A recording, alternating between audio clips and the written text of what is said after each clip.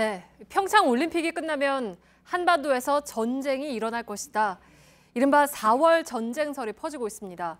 언론 보도에도 소셜미디어에도 등장했습니다. 미국의 유력 언론을 근거로 내세웠다는 점에서 설득력 있게 보이기도 합니다. 팩트체크에서 그 근거들이 사실인지를 확인을 했습니다. 오대영 기자 시작을 해보죠. 네, 우선 외신 2개의 보도를 보여드리겠습니다. 네. 먼저 미국의 MBC 방송입니다. 전쟁설을 말하는 기사들은 MBC의 2월 2일자 이 기사를 근거로 제시합니다.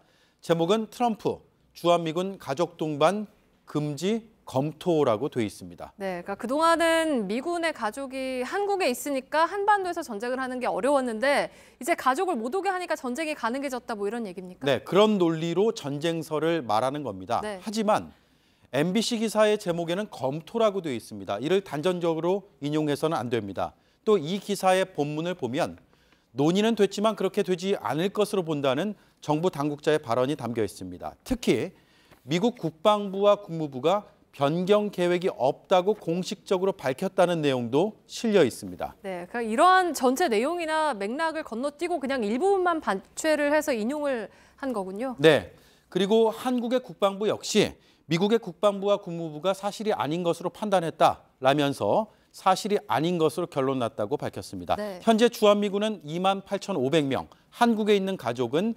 7,700명으로 추산되고 있습니다. 네. 그리고 두 번째 외신도 좀 볼까요? 뉴욕타임스 기사죠? 네, 전쟁설을 근거로 뉴욕타임스가 이런 보도를 했다. 네. 전쟁 준비를 보도했다라는 걸 말하고 있는데요. 실제 지난 1월 14일자 이런 기사는 있습니다.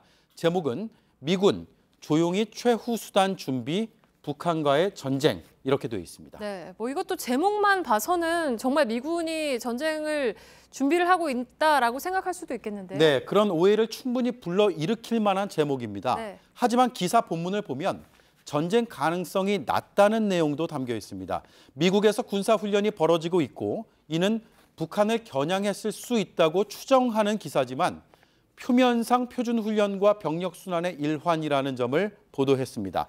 또 미국인에게는 한국 여행 주의를 미국 기업에게 경고를 하지 않았다는 점에서 현실성이 떨어진다는 점을 말하고 있습니다.